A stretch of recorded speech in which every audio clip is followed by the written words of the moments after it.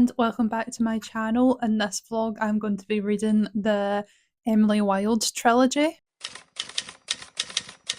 I've actually already read the first book. I first read it in 2023. I think it was early as well, so 2 years ago now, and I actually gave it 2 stars, but I just finished my reread of it yesterday and it went from a 2 star to a 5 star for some reason. And I just had the idea that I wanted to film my reaction to the rest of the series. As of the time that I'm filming this, the third book comes out tomorrow actually, and I attempted to go to Waterstones today because sometimes they put out new releases early. So I went for a browse and I did find some interesting things, but not the third Emily Wilde book, unfortunately. So it was a bit of a wasted trip because I didn't get anything, because I am on a book buying ban right now, but there were some things that did catch my eye and I did have to refrain from buying. But yeah, a little bit about this series. It is a historical fantasy series, and the character Emily Wilde travels to Norway and she's like a scholar of fairies. She's like a professor at Cambridge and she is basically writing an encyclopedia of fairies. And to complete one of the last bits of research, she travels to Norway to research the hidden ones, which is a type of fairy, and the book just goes into detail about all different types of fae and their personalities and their traditions and their relationship with humans and stuff. But while she's there, a really annoying professor called Wendell from Cambridge also comes to join her and kind of like hijack her research, which she isn't happy about at first. But then she warms up to him, of course.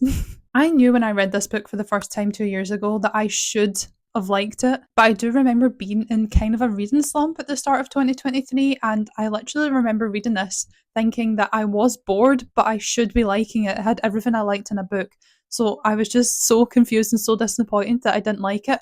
But I held on to my copy because I thought that maybe one day I would reread it. And then when the sequels came out, or when the second book came out, it had such positive reviews that it kind of just encouraged me to keep reading. So with the third book coming out, I finally decided to pick it up and reread. And then I read it in less than 48 hours. I just really enjoyed it this time round. I don't know what it was. I do think the first 50 pages are really slow, and I do think that deterred me the first time I read it. And then I was just uninterested and kind of checked out throughout the rest of the book.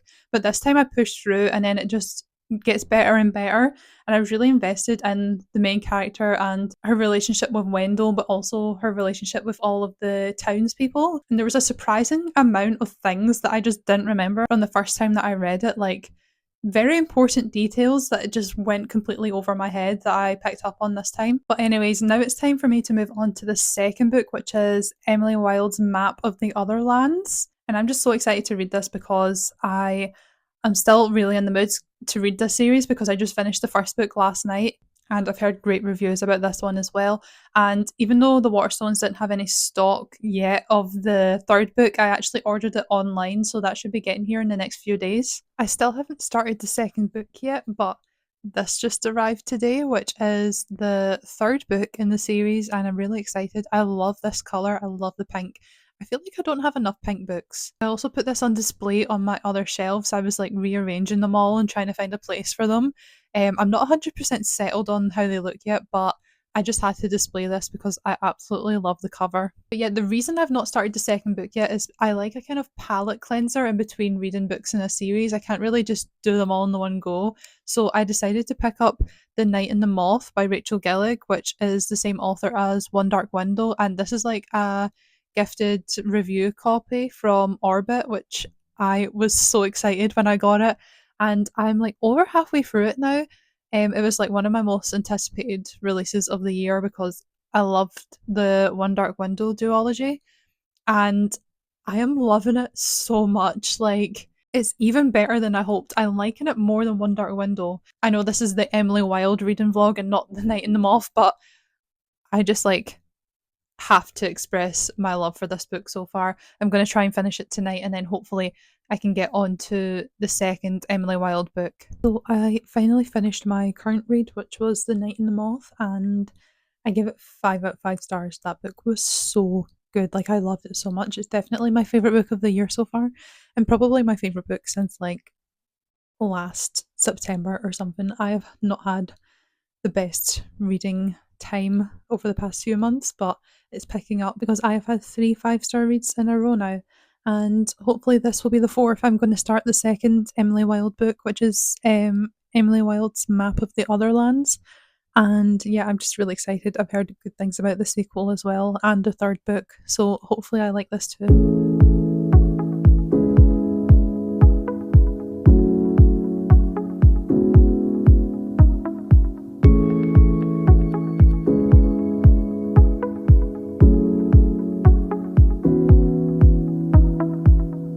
I read to page 79 and I'm loving this so much already. It's definitely got a faster beginning than the first book.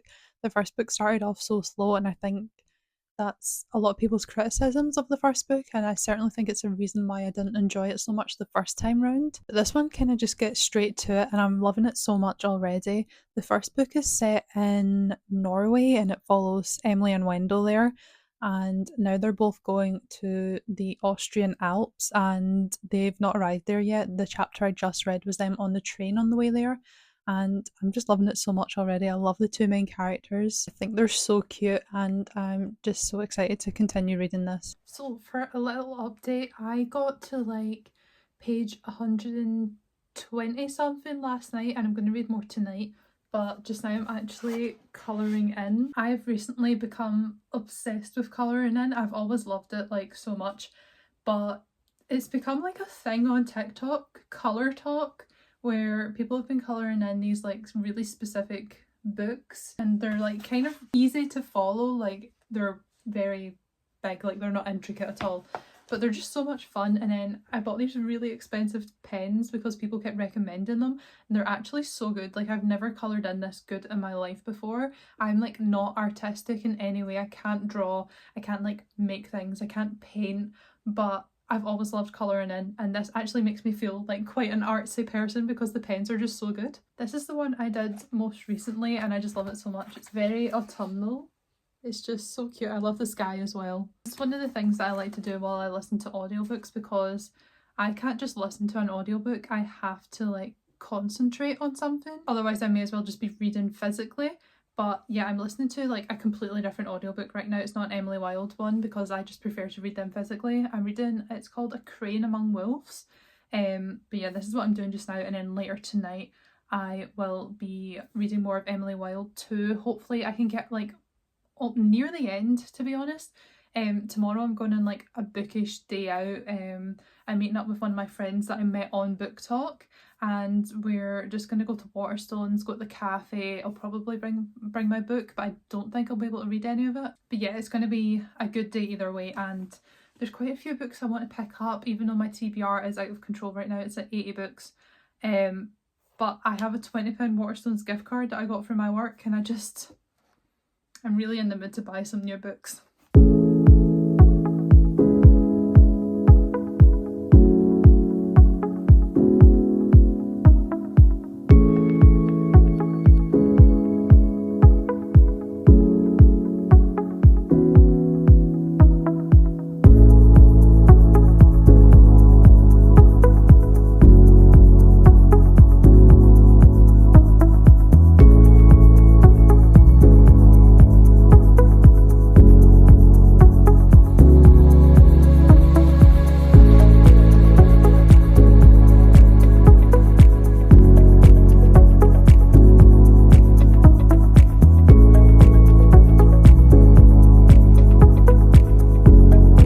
As you saw in the last clips, I went to Waterstones and I did some damage. My TBR is screaming right now. It is over 80 books, and I've been reading really slowly right now, and I am contributing to my TBR more than I am reading, so that's not good. But I had a £20 gift voucher, so it doesn't count, even though I went over the £20.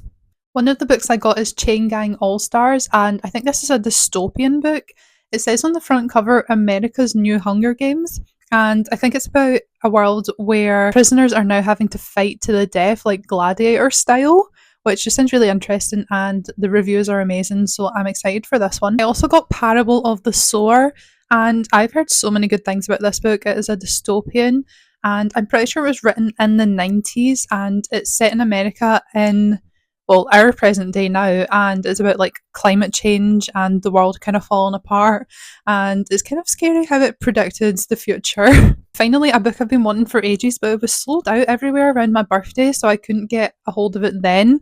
And now it was available. I saw it in Waterstones, and it's the paperback version, and that's Slowfoot. This is a horror book. It's about this girl who turns to a demon for help. I just think the cover looks so spooky, and I've been really in the mood for horror books recently, so I'm looking forward to picking this one up. But yeah, I need to get on with finishing Emily Wilde too. I am only like 80 pages from the end, so hopefully I can get that done soon and move on to the third book tonight.